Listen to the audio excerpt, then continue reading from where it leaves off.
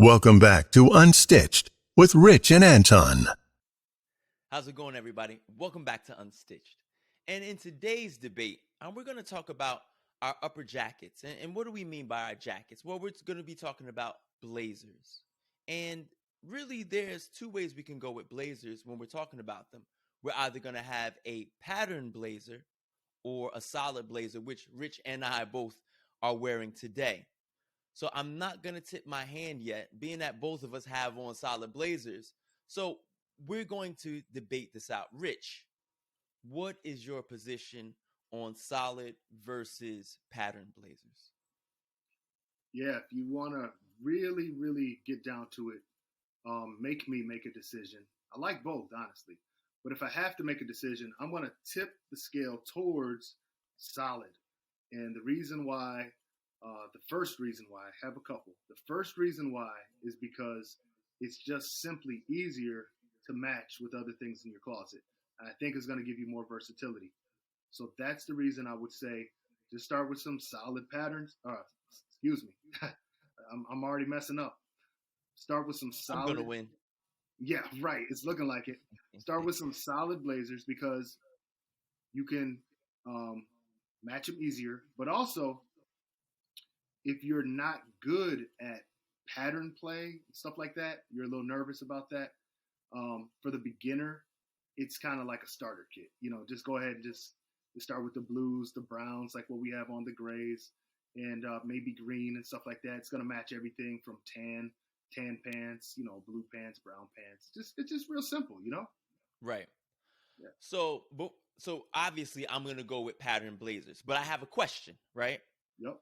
So let's say with that brown blazer that you're wearing right there, which is beautiful, I must say, what would you customarily just say? Because like if you have a blazer on, you don't want it to look like a suit, right? So you're going to have to throw that blazer off a lot. So what direction would you go with a blazer like that? Just off the rip.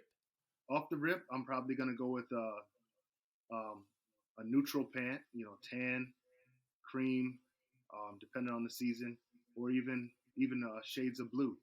And, like you see simply here with a white shirt, it's just a no-brainer. Anybody can, figure that out. Also, white and blue shirts are going to be your best friends when you're talking about solid colors for these blazers. I mean, it's just an easy way to do it. If you want to add a pop of color, then that's where you just bring in the pocket square. Yep. Just do something contrasting there. But the thing about it is when you go plaid or you go all these different patterns with the blazer, number one, like I said, if you don't know what you're doing, you're in trouble. Number two, here's the thing. You're going to be remembered. Let's say you got a brown and blue plaid blazer.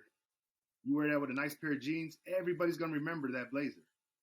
With these solid colors, you can constantly keep rotating. It's like when you build your wardrobe. You start with the blue and the gray. Just easy. Nobody remembers it. It's forgotten. But, you start pulling all these patterns. Everybody's like, here he comes, Mr. Pattern Man.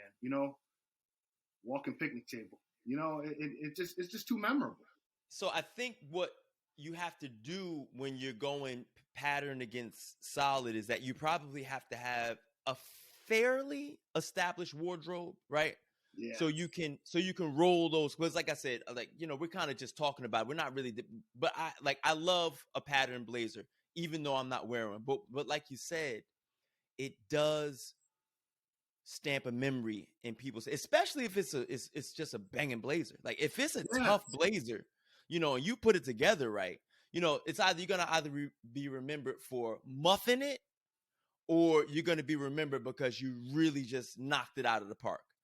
So it's one of those things. Now, if you are a clothes horse and you have a number of different blazers, nobody's gonna remember. Like if you're just that guy who has a number of different blazers. So what do you think is a good number of just single blazers to have in an established wardrobe? 4 to 5, maybe blazers, one-offs? 4 to 5 would be good. Yeah. If you had to create a ratio, I would say 3 solid, 3 or 4 solid. I guess a 2 to 1 ratio. I mean, just keep it. For every 2 solids, one blazer. Yeah. one with a pattern. So I would start with blue. I would start with brown. My next blazer, I'll get a pattern. After Yes. that, probably do green, maybe a burgundy. You know, just some basic, simple colors that are going to match with everything in your wardrobe. And then after the burgundy, then another pattern. You know, after Yeah. that, maybe a gray blazer. Start thinking about, okay, then with the solid blazers, you could get a little creative. I've seen people do red, you know. Right. Right. You know, it doesn't have to be boring. We're not saying be boring. But Right. it's just easier to mix and match with everything else that you already have. Sometimes you got to be so specific with all the number of different fabrics that we offer. I mean, you got these different shades of purple and this and that, and you're trying to match everything up perfectly. The solid ones, it's no brainer. Just go to your closet, boom, white shirt, blue pair of navy blue pants. You're done. Slip on some monk straps and you're out of there in 2 seconds. And I think that's one of the things, like, we're kind of talking and not debating at this point, but I think that's good because sometimes I'll buy a suit and then I'll buy a solid, let's say I buy a plaid suit. Like I bought recently a gray burgundy plaid suit, right? And then I bought a burgundy solid suit, a maroon solid suit, because I knew that I could off-suit it, right? Yep. So, and I know a lot of purists say don't break up your suits, right? Don't break up your suit because you wear them unevenly. But if you have a rotation of suits and it's not like something that you can't wear the same pair of pants 4 or 5 times and not wear the jacket, because yes, you will start to, and especially if you're rough on your stuff, you're gonna not do this thing right.